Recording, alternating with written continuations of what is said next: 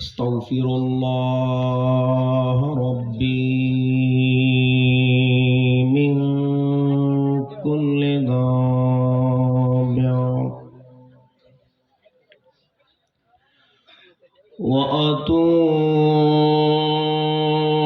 إليه لا حول ولا قوة إلا بالله العلي العظيم.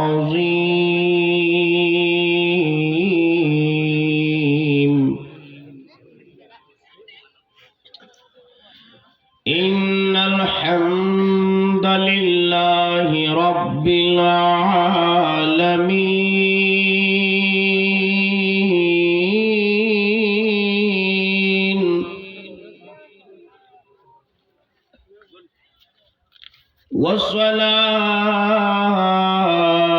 والصلاة والسلام على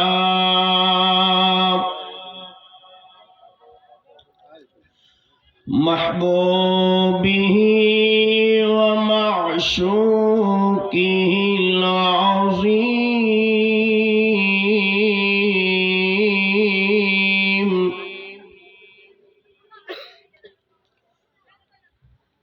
وعلى آله المطهرين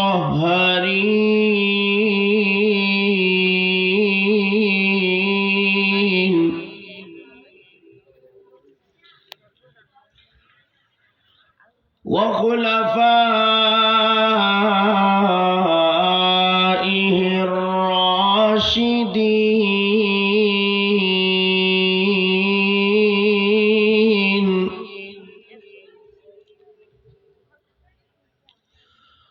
وأصحابه المقبولين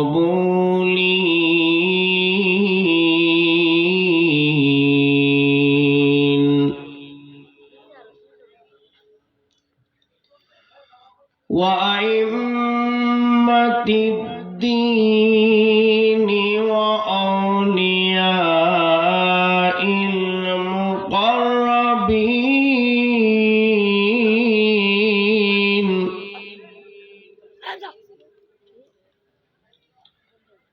أما بعد فقد قال الله تعالى عز وجل في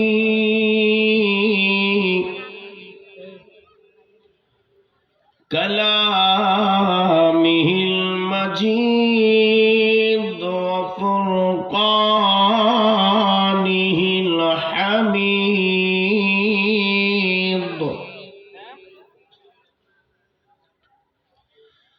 بسم الله الرحمن الرحيم.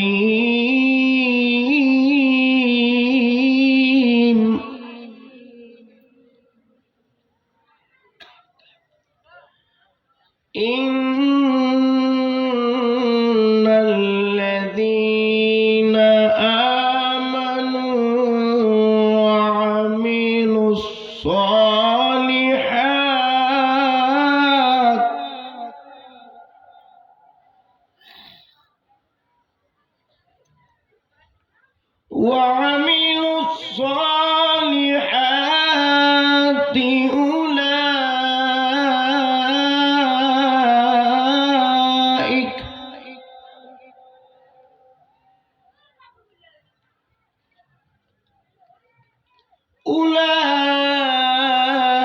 أولئك هم خير البرية.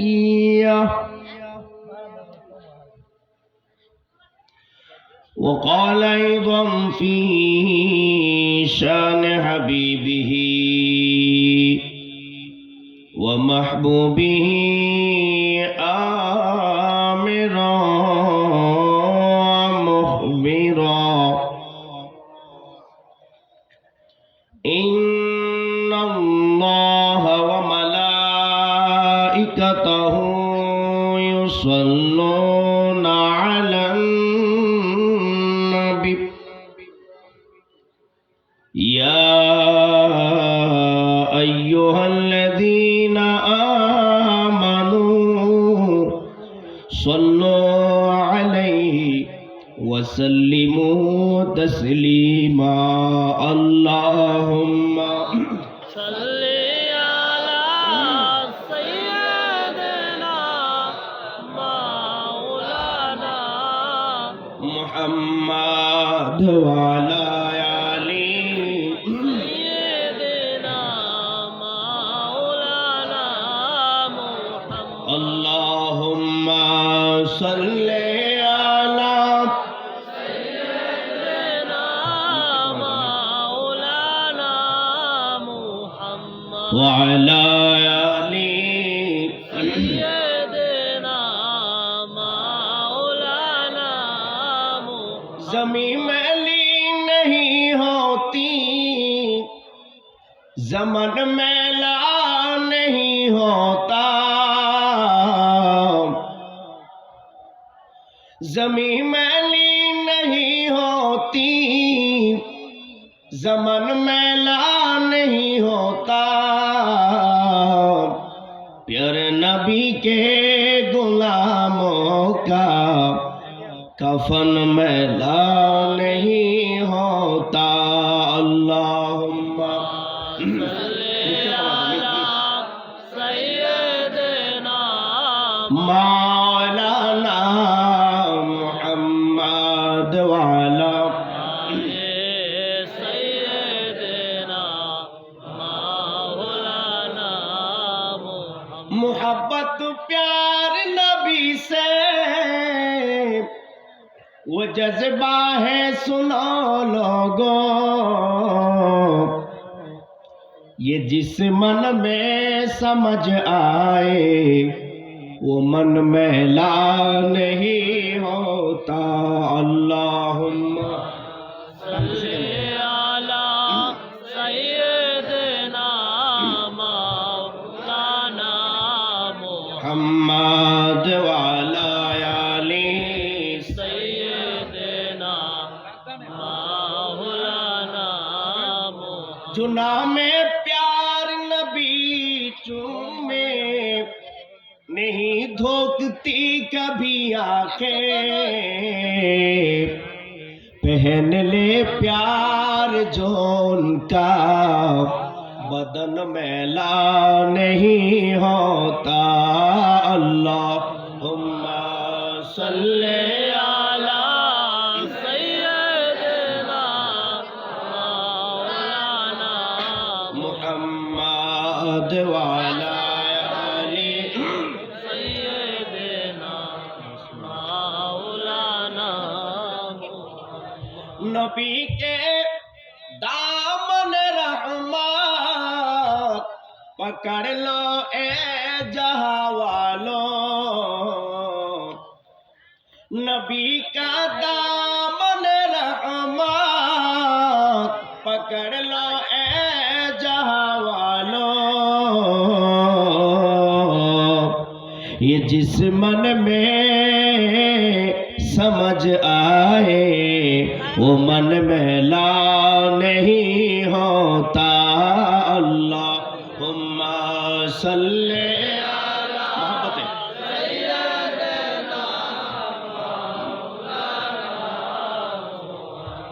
वअला आली नबीना मौलाना अल्लाह अल्लाह अल्लाह अल्लाह अल्लाह अल्लाह अल्लाह अल्लाह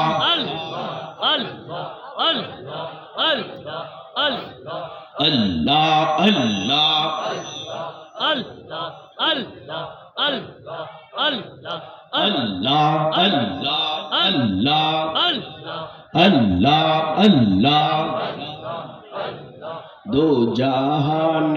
दो जहाने नो बिचारा ने जे कोनो उपाय अल्लाह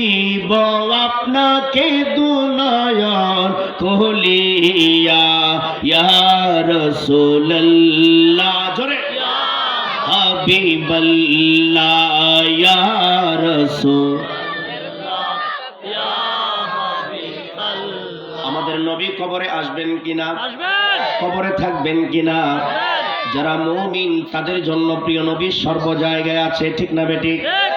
আল্লাহ রাব্বুল আলামিন বলেন আন-নাবিয়্যু আওলা বিল মুমিনিনা মিন আনফুসিহিম। কোরআনে পাক আল্লাহ রাব্বুল আলামিন বলেন, ওহে আমার ঈমানদার বান্দারা শোনো, তোমাদের জন্য বলছি আমার হাবিব আমার বন্ধু মুমিনের জানের চেয়েও আরো বেশি কাছে। সুবহানাল্লাহ। মুমিনের জানের চেয়ে বেশি কাছে কে? বলেন কে কে?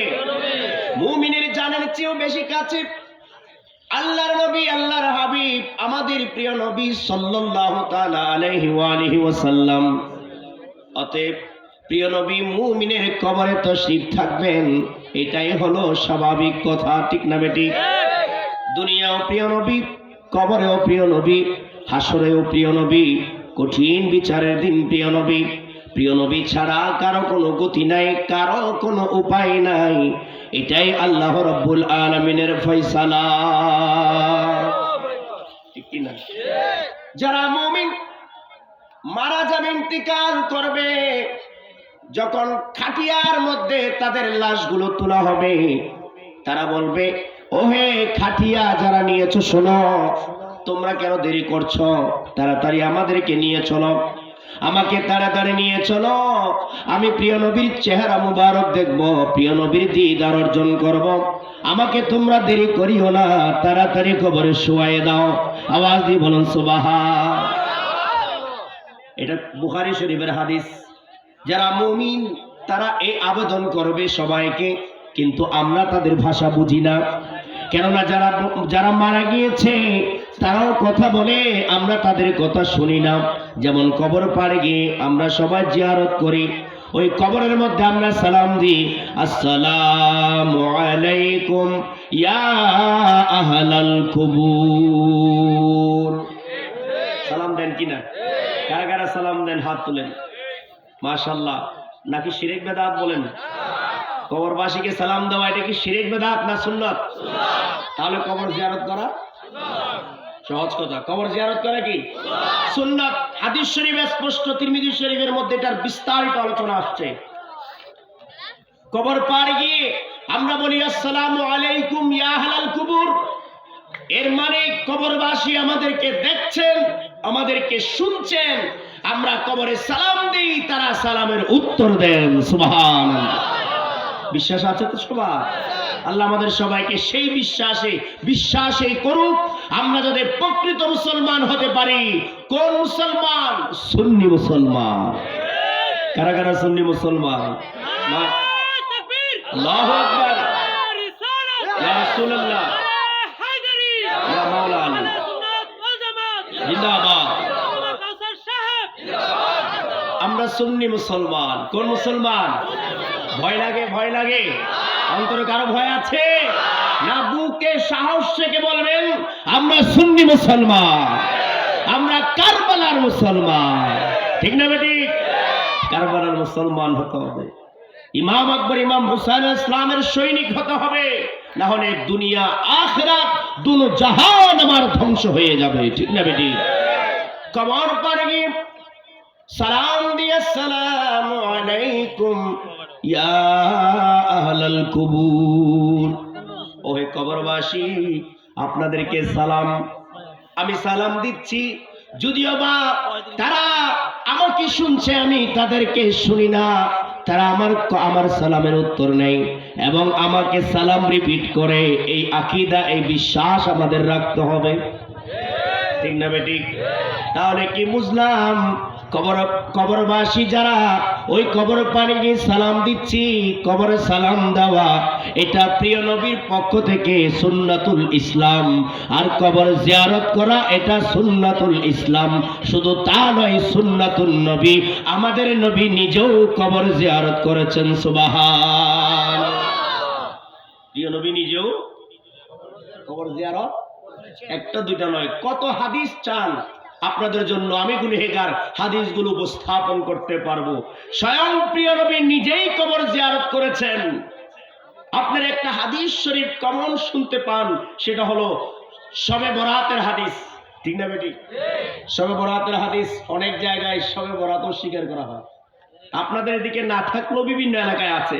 শবে বরাত কো বেদাত বলে, অথচ বুখারী শরীফের মধ্যে অধ্যায় রচনা করেছেন বাবু নিসফি মিন শাবান, শাবান মাসের অর্ধ, এর মানে লাইলাতুল বরাত। শবে বরাত নিয়ে ইমাম বুখারী আলাদা করে চ্যাপ্টার করে আমাদেরকে শিক্ষা দিয়েছেন। শবে বরাত এটা আল্লাহ রাসূলের পক্ষ থেকে বিশেষ নিয়ামত আমাদের জন্য। সুবহানাল্লাহ। মানেন মানেন আপনারা মানেন? শবে বরাতের পক্ষে তো ওই শবে বরাতের রাত্রে আল্লাহ তাআলার প্রিয় নবী, আমাদের প্রাণাদিক প্রিয় নবী বের হলেন হুজরা মুবারক থেকে। জান্নাতুল বাকি মদিনা শরীফের কবরস্থান, এই জান্নাতুল বাকির মধ্যে গিয়ে প্রিয় নবী দোয়া দুরূদ পড়ছেন, সালাতু সালাম পড়ছেন, প্রিয় নবী জিয়ারত শরীফ করছেন, তার মতো করে প্রিয় নবীর মতো করে যেভাবে করার দরকার সেভাবে করছেন। আল্লাহ তাআলার দিকে, আসমানের দিকে তাকিয়ে তাকিয়ে দোয়া করছেন সাহাবায়ে কেরামদের জন্য।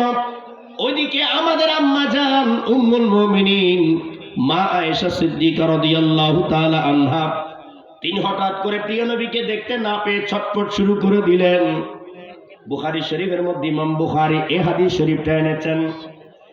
তিনি বেরিয়ে গেলেন হুজরা মুবারক থেকে, প্রিয় নবীকে খুঁজতে খুঁজতে এদিকে যাই সেদিকে যাই, কোথাও দেখতে পান না। অবশেষে তিনি দেখতে পেলেন প্রিয় নবী জান্নাতুল বাকি ওই কবরস্থানের সামনে গিয়ে সাহাবায়ে কেরামের জন্য জিয়ারত করছেন, দোয়া করছেন, কান্না করছেন। প্রিয় নবীর কাছে গিয়ে উম্মুল মুমিনিন মা আয়েশা সিদ্দিকা রাদিয়াল্লাহু তাআলা আনহা বললেন, ইয়া রাসূলুল্লাহ, ইয়া হাবিবাল্লাহ। প্রিয় নবী উত্তর দিলেন, ও আমার আয়েশা, তুমি কি চিন্তিত হয়েছো? তুমি কি মনে করেছো আমি তোমাকে ছেড়ে কোথাও চলে গেছি?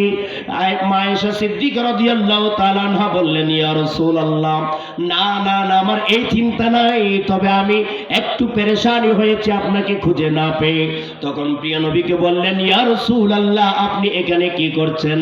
আল্লাহর নবী বলেন, ও আমার আয়েশা, শুনো শুনো, আজকের এই বিশেষ রাত, যেই রাতের মধ্যে আল্লাহ রাব্বুল আলামিন প্রথম আসমানে নাজিল হন, এর মানে আল্লাহ সব সময় সর্ব জায়গায় আছেন, বিশেষ মর্যাদা বোঝানোর জন্য বলছেন এই শবে বরাতের রাত এটা একটা এমন রাত যেই রাতে আল্লাহ রাব্বুল আলামিন বান্দাদেরকে ডাক দিয়ে বলে, ও হে আমার বান্দারা, কে আছো গুনাহ ক্ষমা চাওয়ার জন্য?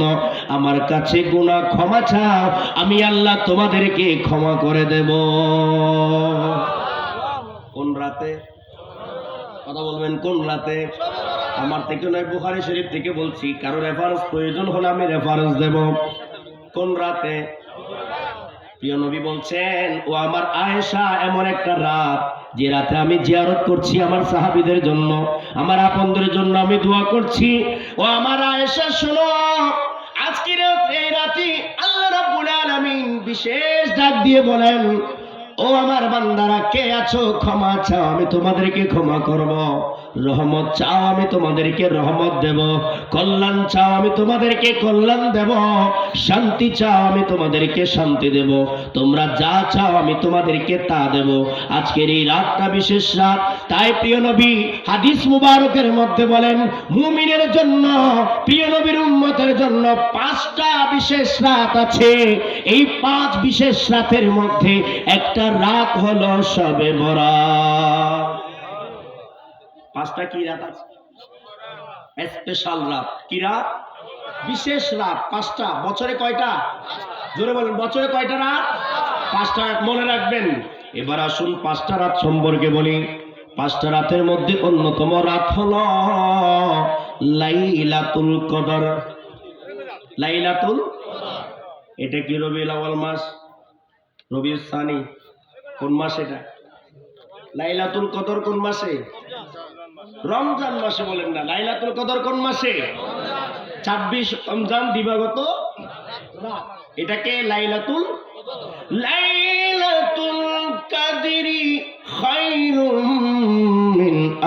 ফি শাহর। আল্লাহর কোরআন ফয়সালা দিচ্ছেন এমন একটা রাত যেটা 1000 মাসের চেয়েও দামি, 1000 মাসের চেয়েও উত্তম, দামি, মহাসম্মানী, মহামর্যাদাপূর্ণ, কদরমানি মর্যাদা, মহামর্যাদাপূর্ণ, মহামান্বিত এই রাত লাইলাতুল কদর আল্লাহর কাছে 1000 মাস ইবাদত করা আর লাইলাতুল কদরে ইবাদত করা, বলছেন লাইলাতুল কদরটাই দামি, উত্তম। আওয়াজ দিয়ে বলুন সুবহানাল্লাহ। তাহলে আমরা কয়টা রাত পেলাম? কয়টা? এখনো কয়টা? 5টার মধ্যে কয়টা পেলাম? একটা পেলাম। এরপরে আর একটা রাত হলো রজব মাসের প্রথম রাত। কোন মাস? জোরে বলেন কোন মাস? যে মাসে শবে মেরাজ আছে। সুবহানাল্লাহ। ওই শবে মেরাজ, যেই শবে মেরাজের ব্যাপারে ইমাম আলুসি আল হানাফি রাহমাতুল্লাহ আলাইহি তার তাফসীরের মধ্যে একটা বর্ণনা এনেছেন লাইলাতুল কদরের তাফসীরে। বর্ণনাটা শুনতে হবে আপনাদেরকে। ইমাম তাহাবী রাহমাতুল্লাহ আলাইহি তিনি প্রণয়ন করছেন, নকল করছেন, বয়ান দিচ্ছেন। ইমাম শাফিঈ রাহমাতুল্লাহ আলাইহির শাগির্দ, শিক্ষক, ছাত্র, তারা বয়ান করছেন, কি বলছেন? আল্লাহ তাআলার কাছে সবচেয়ে দামি রাত কোনটা, সবচেয়ে মহাসম্মানী দিন কোনটা, মহাসম্মানী রাত কোনটা? তখন ইমাম আলুসি আল হানাফি রাহমাতুল্লাহ আলাইহি তার তাফসীর কিতাবের মধ্যে এই বর্ণনা পেশ করছেন, আল্লাহ তাআলার কাছে সবচেয়ে দামি রাত হলো প্রিয় নবীর দুনিয়াতে আগমনের রাত। কার রাত? আমাদের নবীর আগমন কখন? বলেন 12-এ। সবাই মুখস্থ করতে হবে। অনেক দিবস সম্পর্কে জানেন, এগুলোতে ঈমান নির্ভর করে না, কিন্তু আজকে যে দিবসের কথা বলছি এগুলোর সাথে ঈমান নির্ভর করে। যারা এই দিবস জানে না, বুঝে না, অবহেলা করে, তারা বেঈমান। ঠিক না বেটি? যারা এই দিবসের সাথে সম্পর্কিত তারাই প্রকৃত ঈমানদার। ঠিক না বেটি? এবার আসুন, বলছেন সবচেয়ে দামি রাত, সবচেয়ে মহাসম্মানী রাত। আমি ওই প্রসঙ্গ একটু পরে আসছি, 5টা রাতের কথা। এর মাঝে আরেকটা বয়ান আপনাদেরকে দিচ্ছি। সবচেয়ে দামি রাত, অনেক মর্যাদাপূর্ণ রাত আছে, কদর আছে, বরাত আছে, অনেক রাত আছে। আল্লাহর প্রিয় নবী বলেন অনেক অনেক রাত, দামি রাত আছে। আর দেখি ইমাম শাফিঈ রাহমাতুল্লাহ ছাত্র বলছেন সবচেয়ে দামি রাত হলো আল্লাহর নবী, আল্লাহর হাবিব, আল্লাহর নূর প্রিয় নবীর দুনিয়াতে আগমনের রাত। আওয়াজ দিয়ে বলুন সুবহানাল্লাহ। কোন রাত থেকে দামি? গভীর মনোযোগ। কোন রাত থেকে দামি? তিনি বয়ান দিচ্ছেন প্রিয় নবীর দুনিয়াতে আগমনের রাত লাইলাতুল কদরের চেয়ে দামি, লাইলাতুল বরাতের চেয়ে দামি, মেরাজের রাতের চেয়েও দামি, জুমার রাতের চেয়েও দামি, আরাফাতের রাতের চেয়েও দামি, দুইটা ঈদ, ঈদুল ফিতর, ঈদুল আজহা, এই 2 রাতের চেয়েও দামি হলো আমাদের নবীর দুনিয়াতে আগমনের রাত। এর মানে হলো প্রিয় নবীর আগমন, প্রিয় নবীর আগমনের কারণে আমরা রাত পেয়েছি, দিন পেয়েছি, রহমত, কল্যাণ, নিয়ামত পেয়েছি। তাই প্রিয় নবীর আগমনে কদর, বরাত, মেরাজ পেয়েছি। প্রিয় নবীর আগমনে ফিতর আর আজহা পেয়েছি। প্রিয় নবী না আসলে কোনো কিছুই পেতাম না। তাই প্রিয় নবীর আগমনের রাতটা হলো সব রাতের চেয়েও দামি রাত। প্রিয় নবীর আগমনের দিনটা হলো সব দিনের দামি দিন। বিশ্বাস করেন তো সবাই? কারা কারা বিশ্বাস করেন হাত তুলে বলেন। নারায়ে তাকবীর, আল্লাহু আকবার। নারায়ে রিসালাত। প্রিয় নবী তোমায় ভালোবাসি, তোমার জন্য কাঁদি হাসি, সকল সৃষ্টির উৎস নবী, উদার নূর প্রিয় নবী। শুধু ওয়াজ শুনবেন, চলে যাবেন, এতটুকুর মধ্যে সীমাবদ্ধ থাকবেন না। আজকে যা বলছি তাই ক্লাস হিসেবে, যদিও আপনাদের টিচার হিসেবে বলবো না, ভাই আপন বন্ধু হিসেবে বলবো। আপনারা সেটা শুনবেন, খেয়াল করবেন, হৃদয়ঙ্গম করবেন এবং সেটা ধারণ করবেন। তবে আপনার সমাজ, আপনি নিজেই, সমাজ, রাষ্ট্র, বিশ্ব পরিবর্তন হবে। না হলে আমার আগের বক্তব্য বলেছেন কতই আলোচনা হয়, কোনো পরিবর্তন বলছেন কিনা, কোনো পরিবর্তন হয় না। আগে নিজেই পরিবর্তন হন। মাহফিল শুনবেন কিছু জানার জন্য শুনবেন, মাহফিল শুধুমাত্র মনের একটু খোরাকের জন্য শুনবেন না। তখন আপনার সবকিছু পরিষ্কার হয়ে যাবে, আপনি একজন শিক্ষক হয়ে বের হতে পারবেন। ঠিক না বেটি? আমার মুরব্বীরা অনেকেই মাহফিল শুনতে শুনতে আলেম হয়ে গেছে। তখনকার মুরব্বীদের কথা বলছি, মাশাআল্লাহ। আমাদের দাদারা মাহফিল শুনতে শুনতে কি আলেম আলেম।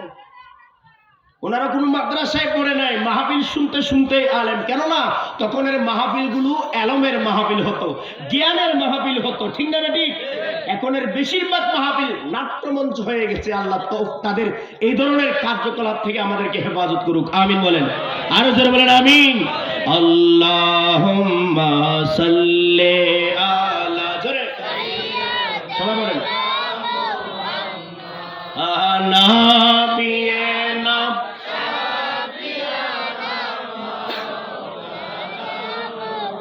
এই আওয়াজ দিয়ে কিছুই হবে না। প্রিয় নবীর উপর দরুদ শরীফ বললে কে খুশি হয়? বলেন কে খুশি হয়? আপনারা আল্লাহকে খুশি করতে চান না? চান কি না? তাহলে আওয়াজটা কি ছোট হবে না বড় হবে?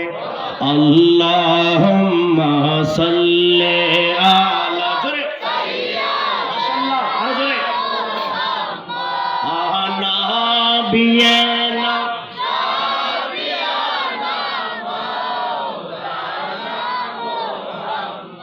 ডানে মাটি বামে মাটি, মাটি হবে বিছানা।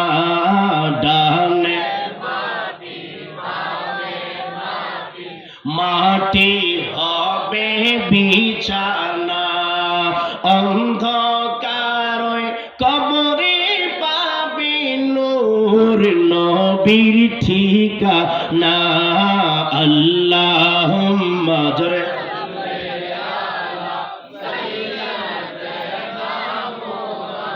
পিছনে বাইরে সবাই নাবিয়িনা, জোরে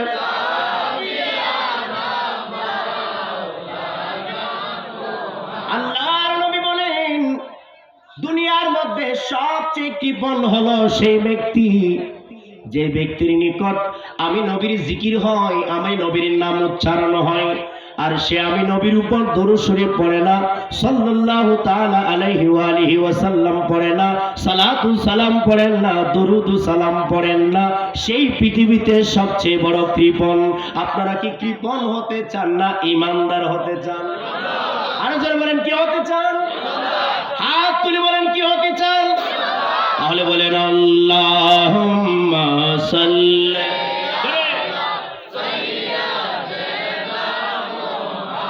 মাদিনা বিয়েনা।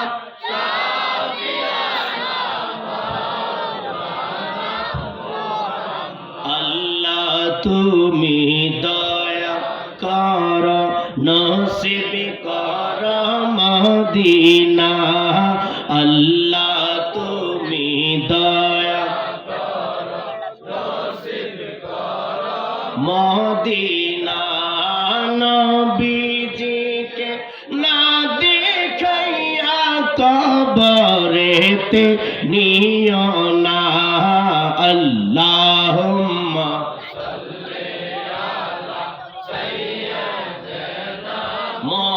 মুহাম্মাদ নাবিয়িনা।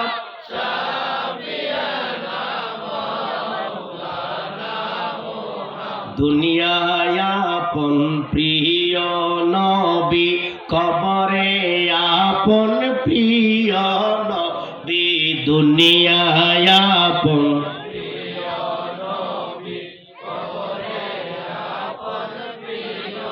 নবী, হাসরে আপন প্রিয় নবী, হাসরে আপন নবী।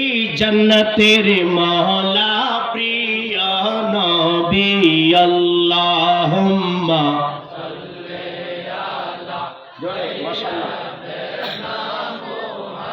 মাদিনা বিয়েনা।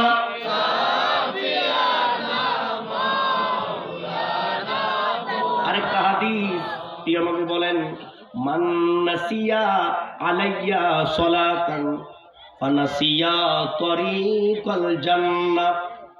ইবনে কাসির তার তাফসীর ইবনে কাসিরের মধ্যে বর্ণনা এনেছেন এই হাদিস শরীফ প্রিয় নবীর হাদিস। আল্লাহর প্রিয় নবী আমাদের দয়াল নবী বলেন, ওহে আমার উম্মত শোনো, যেই উম্মত আমি নবীর উপর দরুদ শরীফ পড়তে ভুলে যাই, সেই উম্মত জান্নাতের রাস্তা ভুলে গেল। কিসের রাস্তা? আরো জোরে বলেন, কিসের রাস্তা? তাহলে উম্মত কখনো প্রিয় নবীর উপর দরুদ শরীফ পড়তে, সালাত ও সালাম পড়তে ভুলে যেতে পারে না, ঠিক না? সেজন্য বেশি বেশি পড়বেন, সদা সর্বদা প্রিয় নবীর উপর দরুদ শরীফ পড়বেন, সালাত ও সালাম পড়বেন। আল্লাহ খুশি হবেন, রাসূল খুশি হবে, দুনিয়া আলোকিত, কবর আলোকিত, হাসরের ময়দানে নাজাত পাবো। সবাই মহব্বতে বলেন আল্লাহুম্মা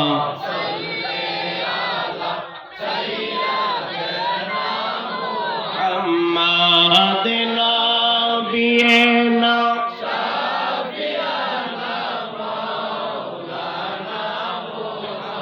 মাদেনা বিয়েনা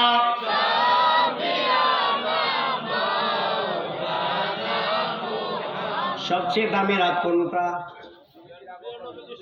কথা মিলাবেন, সবচেয়ে দামি রাত কোনটা? 12 রবিউল আউয়াল। সবচেয়ে দামি দিন কোনটা? যেহেতু প্রিয় নবী সৃষ্টি জগতের মধ্যে সবচেয়ে দামি, প্রিয় নবী সৃষ্টির মূল, তাই প্রিয় নবীর আগমনের দিন আর রাত হলো সবচেয়ে দামি রাত, সবচেয়ে দামি দিন, সবচেয়ে উত্তম দিন, সর্বোচ্চ মহান দিন, যার আরবিতে প্রিয় নবীর দুনিয়াতে আগমনের ওই দিনটা হলো আজম দিন, মহান দিন। আর প্রিয় নবীর আগমনে উম্মত কখনো নারাজ হতে পারে না, বেজার হতে পারে না, আনন্দ উদযাপন করে, ঠিক না? করেননি? এই এলাকায় কি আনন্দ উদযাপন করেন নাকি মারামারি চলে? আনন্দ উদযাপন করেন। এবার আসুন, প্রিয় নবীর আগমনটা আনন্দ, আর এই আনন্দের দিনটা সর্বোচ্চ আনন্দের দিন। কেননা প্রিয় নবী আমাদের জন্য সর্বোচ্চ, তাই প্রিয় নবীর আগমনের আনন্দটাই সর্বোচ্চ, যার আরবিতে অর্থ হলো ঈদে আজম। আরবি কি বলেন? আরবি কি? আমরা ঈদে আজম উদযাপন করবো কিনা? কারা কারা করবেন হাত তুলে বলি। নারায়ে তাকবীর, নারায়ে রিসালাত, নারায়ে রিসালাত। ঈদে আজম, ঈদে আজম। মনে রাখবেন এই পয়েন্ট এতটুকু, একটা বিষয় শুনলাম, জানলাম, বুঝলাম, প্রিয় নবীর দুনিয়াতে আগমনটা উম্মতের জন্য সর্বোচ্চ আনন্দের বিষয়, যাকে আরবিতে বলা হয় ঈদে, ঈদে আজম, ঈদে। এই বিষয়টা মাথায় রাখবেন। এরপর আসি 5টা রাতের কথা বলছিলাম, যার মধ্যে একটা রাত পেলাম মর্যাদাপূর্ণ রাত, যেই রাতটা হলো কদরের রাত। কিসের রাত? এরপরে আরেকটা রাত, সেই রাতটা হলো বরাতের রাত। কিসের রাত? বরাতের রাত। এরপর আরেকটা রাত, সেই রাতটা হলো রজবের, মাহে রজবের প্রথম রাত। কোন রাত? রজব মাসের প্রথম রাত। আর কয়টা বলেন? আর কয়টা? ঈদুল ফিতর, ঈদুল আজহা, এই 2 ঈদের রাতটা হলো দামি রাত। তাহলে টোটাল কয়টা রাত পেলাম? জোরে বলেন, কয়টা পেলাম? দেখি একজন দাঁড়িয়ে বলেন কয়টা পেলাম। দাঁড়িয়ে বলেন, নামগুলো বলেন, নামগুলো বলেন। কি শিখলেন আমি দেখি, বলেন নামগুলো বলেন। না, ওইটা তো আলাদা বিষয়, সবকিছুর দামি রাত এটা, এটা ভিন্ন বিষয়। 5টা মর্যাদাপূর্ণ রাত, সেই রাতগুলোর নাম বলেন।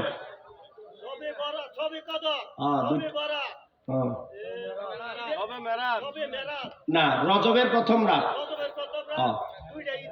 মাশাআল্লাহ, মারহাবা বলেন। আরো জোরে বলেন মারহাবা, আরো মহব্বত দিয়ে জোরে বলেন মারহাবা। আরেকজনকে বলবেন, আরেকজন বলেন, বলেন, দাঁড়ান তাড়াতাড়ি, সময় কম। কবে কদর, কবে বরাত, কবে মেরাজ, 2টা ঈদের রাত। মাশাআল্লাহ, সবে মেরাজ না, এটা হবে রজব মাসের প্রথম রাত। সবে মেরাজ তো অনেক দামি রাত। ঈদে আজমের পর, প্রিয় নবীর আগমনের পর সবচেয়ে দামি রাতটা হলো মেরাজের রাত। সুবহানাল্লাহ বলেন না? আমি যেটা বলছি, বরাতের আলোচনা করতে গিয়ে 5টা মর্যাদাপূর্ণ রাতের কথা প্রিয় নবী নিজেই ডিক্লার দিয়েছেন। তার মধ্যে অন্যতম রাত হলো শবে বরাত। বলেন কোন রাত? এখন আপনারা বলেন যারা শবে বরাত স্বীকার করে না তারা কি হাদিস মানলো? তারা কি প্রিয় নবীকে মানলো? আর যারা প্রিয় নবীকে মানে না তারা কি মুসলমান? তাহলে কোন মুসলমান কি শবে বরাত অস্বীকার করতে পারে? যারা শবে বরাত অস্বীকার করে তাদেরকে মুসলমান বলা যায়? আমাদের সমাজেও দেখা যায় এরকম ব্যক্তি যারা ওয়াজে মাহফিলে মসজিদে মিম্বারে দাঁড়িয়ে দাঁড়িয়ে মানুষকে ঘরে ঘরে গিয়ে বুঝায় শবে বরাত বলতে কিছুই নাই। আওয়াজ দিয়ে বলো নাউজুবিল্লাহ। তাদের সাথে ইমানের কোনো সম্পর্ক, আমাদের কোনো সম্পর্ক? মা আয়েশা সিদ্দিকা রাদিয়াল্লাহু তাআলা আনহা প্রিয় নবীকে যখন বললেন ইয়া রাসূলুল্লাহ আজকে আপনি এখানে কেন, এত গভীর রাতে আপনি এখানে কেন? প্রিয় নবী বললেন ওহে আমার আয়েশা শোনো, আজকে এমন একটা রাত যেই রাতে আল্লাহ রাব্বুল আলামিন বিশেষ আহ্বান করেন, ওহে আমার বান্দারা কে কোথায় আছো, উঠো উঠো আসো, আসো আমার কাছে আসো, চাও চাও চাও আমার কাছে রহমত চাও, আমি রহমত দেব। আমার কাছে ফরিয়াদ করো, প্রার্থনা করো, আমার কাছে তোমরা গুনাহ ক্ষমা চাও, আমি তোমাদেরকে গুনাহ ক্ষমা করে দেব। তোমরা আমার কাছে হায়াত চাও, আমি তোমাদেরকে হায়াত দেব। তোমরা আমার কাছে কল্যাণ চাও, আমি তোমাদেরকে কল্যাণ দেব। কোন রাতে? বলেন না কোন রাতে? তাহলে শবে বরাতে দোয়া দরুদ পড়া, শবে বরাতে জিয়ারত শরীফ করা, এটা স্বয়ং প্রিয় নবীর সুন্নাত। কিসের সুন্নাত? কার সুন্নাত? তো বলছিলাম আমরা যারা কবর জিয়ারত করি, কবরের মধ্যে গিয়ে দোয়া দরুদ পড়ি, বিশেষ ভাবে আমরা পড়ি একবার সূরা ফাতিহা। কমপক্ষে কয়বার? কথা বলবেন আমার সাথে, কয়বার? আপনারা পড়েন কিনা? সূরা ফাতিহা পড়েন কিনা?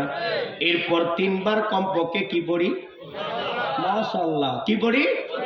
সূরা ইখলাস পড়ি, কুল হুয়াল্লাহ পড়ি, ঠিক না বেঠিক? তারপরে কমপক্ষে 3 বার কি পড়ি? দরুদ শরীফ। কমপক্ষে 3 বার কি পড়ি? একদম ছোট করে বলছি, একদম যেটা আমরা সবাই পড়ি সেটার কথা বলছি। অনেকে আয়াতুল কুরসি পড়ি, 4 কুল পড়ি, পড়ি কিনা? অনেকে অনেক সূরা ইয়াসিন পড়ে, সূরা মুলুকও পড়ে, যারা যেটা পারে সেটা পড়ে। কমপক্ষে সাধারণভাবে জিয়ারত করার সময় আমরা এগুলো পড়ি যে একবার সূরা আল ফাতিহা, 3 বার সূরা ইখলাস শরীফ, 3 বার কমপক্ষে দরুদ শরীফ, এগুলো আমরা আদায় করি, ঠিক না বেটি?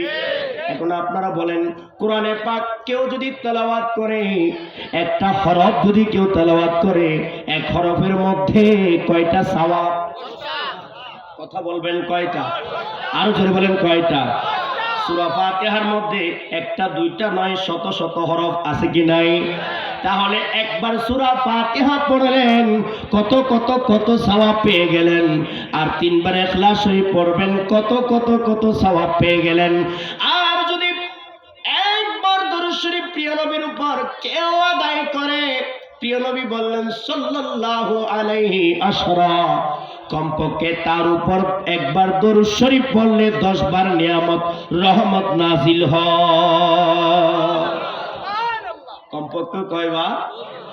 আবার আরেকটা হাদিস মিশকাতুল মাসাবির মধ্যে আসছে, ক্লাস 9 এ পড়ানো হয় মাদ্রাসায়, বলা হচ্ছে 70 বার রহমত নাজিল হয়। সুবহানাল্লাহ বলেন না? কতবার? একবারে কয়বার? যাক আমরা কমনটা ধরে নেই, একবারে 10 বার রহমত নাজিল হয়। কমপক্ষে 3 বার পড়লে 30 বার রহমত নাজিল হয়। আরেকটা হাদিস শরীফের মধ্যে আসছে কেউ যদি একবার দরুদ শরীফ আদায় করে আল্লাহ তার 10টা গুনাহ ক্ষমা করে দেন, আল্লাহ তার 10টা মর্যাদা বাড়িয়ে দেন, আল্লাহ তার উপর 10 বার রহমত নাজিল করেন। জোরে বলেন না সুবহানাল্লাহ। তাহলে আমরা যারা জিয়ারত করি, জিয়ারত করার পরে কবর পাড়ে গিয়ে আমরা একবার সূরা ফাতিহা পড়ি, 3 বার সূরা ইখলাস পড়ি, কমপক্ষে 3 বার দরুদ শরীফ আদায় করি। এই যে কাজগুলো করি এগুলো ইসলামের কাজ না ইসলামের বাহিরে? এগুলো কোরআনের কাজ না কোরআনের বাহিরে? আমরা কবর পাড়ে গিয়ে কেউ বলেন হরে রাম হরে কৃষ্ণ, রাম রাম, মহাভারত তেলাওয়াত করেন, কি বলেন? কি পড়েন? কোরআন থেকে বলি, ঠিক না বেঠিক? আমরা কবর পাড়ে গিয়ে কেউ হরে রাম পড়ি না, রাম রাম বলে আমরা লুলু দেই না। আমরা কবর পাড়ে গিয়ে আল্লাহর জিকির করি, প্রিয় নবীর দরুদ পড়ি, কোরআন তেলাওয়াত করি, যা ইসলামেরই কাজ, ঈমানেরই কাজ, ভালো আমল। অতএব এই আমলটাকে যারা শিরক বলে, যারা কবর জিয়ারতকে শিরক বলে, একমাত্র মুশরিক হলো তারা, আর যারা জিয়ারত করে তারাই হলো ঈমানদার। ঠিক না বেটি? যারা জিয়ারত করে তারাই মুসলমান, তারা ইসলামের অনুসরণকারী, তারা প্রিয় নবীর অনুসারী, তারা সাহাবীদের অনুসারী। আমাদের মা ফাতেমাতুজ জাহরা আলাইহাস সালাম, তিনি কবর জিয়ারত করতেন। হযরত আমির হামজা রাদিয়াল্লাহু তাআলা আনহার তিনি কবর জিয়ারত করতেন। হযরত প্রিয় নবীর যত আত্মীয় স্বজন যারা আছেন তাদের কবর জিয়ারত করতেন। আমাদের মা আয়েশা সিদ্দিকা রাদিয়াল্লাহু তাআলা আনহা প্রিয় নবীর কবর মাজার রওজা মুবারক জিয়ারত করতেন। এরপরে হযরত সাইয়েদনা আবু বকর সিদ্দিকের মাজার শরীফ জিয়ারত করতেন। এইভাবে জিয়ারত করার ইতিহাস এখনের নয়, 1400 বছর আগের। একটা দুইটা নয়, শত শত হাদিস শরীফ আছে জিয়ারত নিয়ে। অতএব যারা কবর জিয়ারতকে অস্বীকার করে, কবর জিয়ারতকে হারাম বলে, তারা ইসলামের আদর্শ নয়, ইসলামের অনুসারী নয়, তারা মুসলমান নয়। আর যারা কবর জিয়ারত করে তারাই হলো প্রকৃত মুসলমান। কবর জিয়ারত করলে সেটা শিরিক বলে না। এটা কি শিরিক বলে? আপনাদের এলাকায় কোন শিরিক বলে? জিয়ারত করলে নাকি শিরিক? অথচ বুখারী শরীফের মধ্যে, ইবনে মাজাহ শরীফের মধ্যে স্পষ্ট করে, মিশকাত শরীফের মধ্যে এনেছেন, তিরমিজি শরীফের মধ্যে এনেছেন, যারা জিয়ারত করে আল্লাহ তাদের কপালে লিখে দেন তারা সৎ সন্তান। আর যারা জিয়ারত করে না তাদেরকে বলা হয় অসৎ সন্তান। কোন সন্তান? আপনারা কি সৎ হতে চান নাকি অসৎ হতে চান? সৎ হতে চান তো সবাই? আপনারা যখন মা বাবার কবর জিয়ারত করবেন, আপনাদের পরবর্তী জেনারেশন সন্তানরাও আপনাদের কবর জিয়ারত করবে। ঠিক না বেটি? আপনারা জিয়ারত না করলে তারাও জিয়ারত করবে না। আজকে কবরবাসীর স্মরণে আপনারা মাহফিল দিয়েছেন, আপনারা বুঝতেই পারছেন না আজকে আপনাদের কবরবাসী কত রহমত প্রাপ্ত হচ্ছেন, নিয়ামত প্রাপ্ত হচ্ছেন। তারা সবাই কত খুশি, কত আনন্দিত।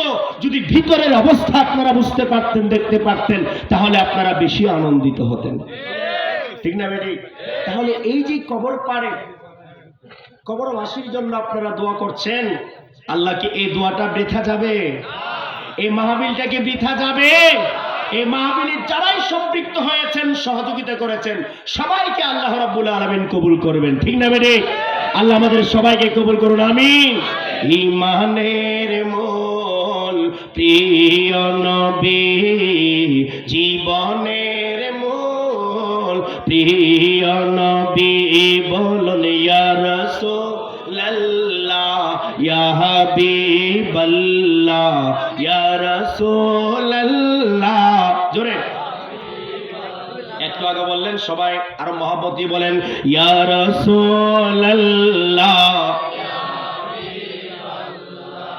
ইয়া রাসূলুল্লাহ, ইয়া হাবিবাল্লাহ, বলো ইয়া রাসূলুল্লাহ। জোরে। আপনাদের মনোযোগ নষ্ট হচ্ছে কেন? কেউ যাবে, কেউ আসবে, হাজত আছে কি নাই? রাত কিন্তু অনেক হয়েছে, আপনারা মনে করেন না চলে যাচ্ছে। এটা মুনাজাত আছে, বিশেষ দোয়া আছে, আবার ঘুরে ফিরে তারা আসবে। আপনারা বিরক্ত হবেন না, আমি তো বিরক্ত হচ্ছি না। আমি আপনাদের দিকে তাকিয়ে, আপনারা আমাদের দিকে তাকিয়ে থাকবেন, তবে আপনারা কিছু শিখতে পারবেন। ঠিক না বেঠিক? মাহফিল সার্থক হবে। আল্লাহ আমাদের সবাইকে কবুল করুক, আমিন। ইয়া রাসূলুল্লাহ বললে খুশি কে? জোরে বলেন, খুশি কে? আল্লাহকে খুশি করাতে চান কি চান না? ইয়া রাসূলুল্লাহ, ইয়া হাবিবাল্লাহ,